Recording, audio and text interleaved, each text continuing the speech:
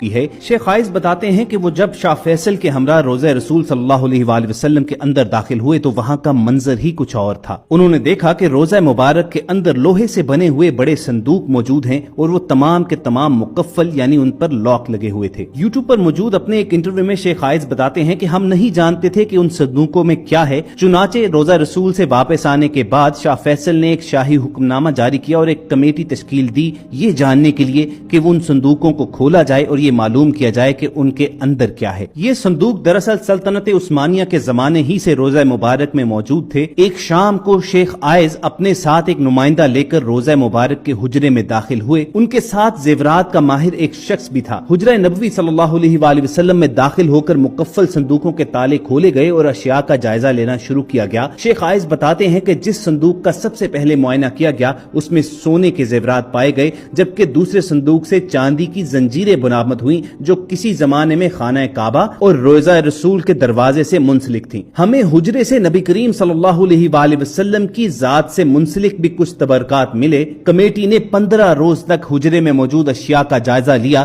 اور بعد ازاں حجرے سے ملنے والے زیورات کو مدینہ منورہ کے میوزیم میں رکھنے کی تجویز پیش کی گئی۔ آج یہ تمام نوادرات مدینہ منورہ کے میوزیم میں رکھ دیے گئے ہیں تاکہ عام لوگ بھی ان کی زیارت کر سکیں۔ خواتین و حضرات، یہاں پر ایک وضاحت نہایت ضروری ہے کہ شیخ عائز بھی اصل قبر مبارک تک رسائی نہیں رکھتے تھے۔ جیسا کہ ہم سب کو معلوم ہے کہ حضرت صلی اللہ علیہ وآلہ وسلم کا وصال ام المومنین حضرت عائشہ صدیقہ رضی اللہ تعالی عنہا کے حجرہ مبارک میں ہوا تھا اور وہیں آپ کی تدفین ہوئی تھی۔ اس کے بعد حضرت ابو بکر اور حضرت عمر رضی اللہ تعالی عنہم بھی وہیں پر مدفون ہیں۔ اس طرح روضہ شریف کے اندر 3 قبریں موجود ہیں۔ اگر آپ کو انٹرنیٹ پر کوئی بھی ایسی تصویر ملے کہ جس میں صرف ایک قبر دکھائی دے رہی ہو تو یہ جان لیجئے کہ یہ تصاویر جعلی ہیں۔ ویسے بھی رسول اللہ صلی اللہ علیہ وآلہ وسلم کی مرقد مبارک کی اصل تصویر دنیا میں موجود نہیں ہے، اس لیے کہ آخری مرتبہ جب کوئی رسول اللہ صلی اللہ علیہ وآلہ وسلم کی اصل قبر مبارک تک گیا تھا تو یہ 550 سال پہلے کا واقعہ ہے۔ وہ حجرہ شریف جس میں آپ اور آپ صلی اللہ علیہ وآلہ وسلم کے اصحاب کی قبریں ہیں،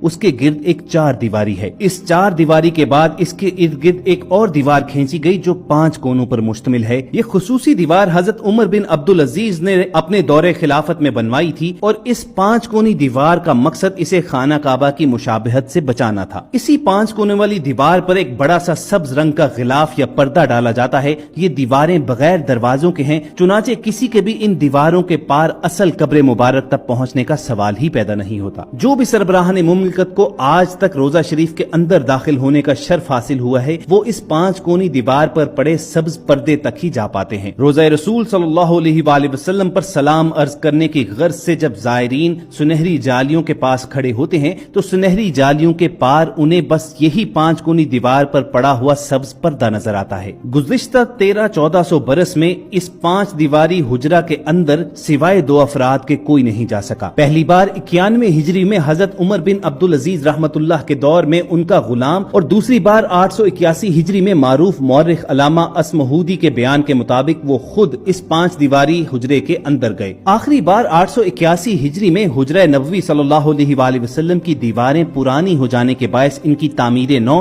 اور ان کی زیبائش و آرائش کرنا پڑی۔ اس وقت نامور مورخ اور فقیہ علامہ نور الحسن اسمہودی مدینہ منورہ میں ہی موجود تھے اور انہیں حجرہ مبارک کی دیواروں کے تعمیر نو کے کام میں حصہ لینے کی سعادت نصیب ہوئی۔ علامہ اسمہودی لکھتے ہیں کہ 14 شعبان 881 ہجری کے دن 5 دیواری کو مکمل طور پر ڈھا دیا گیا۔ دیکھا تو اندرونی 4 دیواری میں بھی دراڑیں پڑی ہوئی تھیں، چنانچہ وہ دیوار بھی گرا دی گئی۔ اب ہماری آنکھوں کے سامنے مقدس حجرہ تھا۔ مجھے وہاں پر داخلے کی سعادت ملی۔ میں شمالی سمت سے داخل ہوا تو خوشبو کی ایسی لپٹ آئی جو زندگی میں کبھی محسوس نہ ہوئی تھی۔ میں نے رسول اقدس صلی اللہ علیہ وآلہ وسلم اور آپ کے دونوں خلفائے راشدین کی خدمت میں ادب سے سلام پیش کیا۔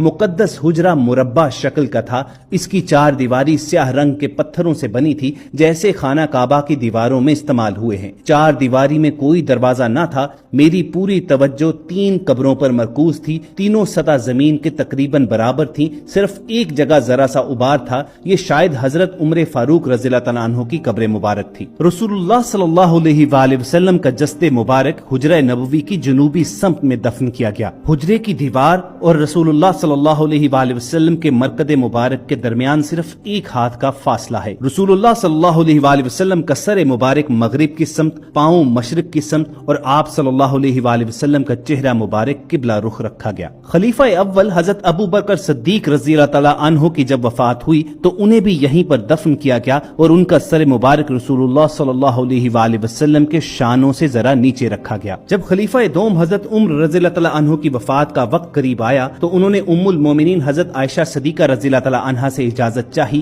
कि वो इसी हुजरे में दफन होना चाहते हैं। उम्मुल मोमिनीन ने एसार करते हुए ये इजाजत दे दी, अगरचे इससे कबल वो खुद वहाँ पर दफन होने का इरादा रखती थी। हजरत उम्र रज़ी अल्लाह तआला अन्हु की तदफीन के बाद उम्मुल मोमिनीन हजरत आयशा सदीका ने हुजरा में एक दीवार खींच दी और यूं ये हुजरा दो हिस्सों में तकसीम हो गया। खलीफा वलीद बिन अब्दुल मुल्क के दौर में ये दीवार गिर गई। हजरत उमर बिन अब्दुल अजीज रहमतुल्लाह अलैह ने अंदर जाकर इसका मुआयना किया तो देखा कि ये दीवारों का गिरना कब्र मुबारक पर हुआ है और इससे हजरत उम्र रज़ी अल्लाह तआला अन्हु के पांव मुबारक जाहिर हो गए थे। उमर बिन अब्दुल अजीज ने इस हुजरे के इर्द गिर्द काले पत्थरों से एक मुरब्बा शक्ल दीवार तामीर करवा दी और इस मुरब्बा शक्ल दीवार के बाहर एक 5 कोनों वाली दीवार भी बनाई गई। हरमैन शरीफैन के अमूर के मुहक्किक मुहय्यिद्दीन अल हाशमी लिखते हैं कि हुजरे में दाखिल होने का वाहिद रास्ता सब्ज रंग का मशरकी दरवाजा है जो 600 बरस से ज्यादा पुराना है। दाखिल होने के बाद ही सामने सफेद रंग का संगे मरमर है जिसको शाह फैसल शहीद के दौर में बनाया गया। उसके बाद सैयदा फातिमा रज़ी अल्लाह तआला अन्हा का तख्त है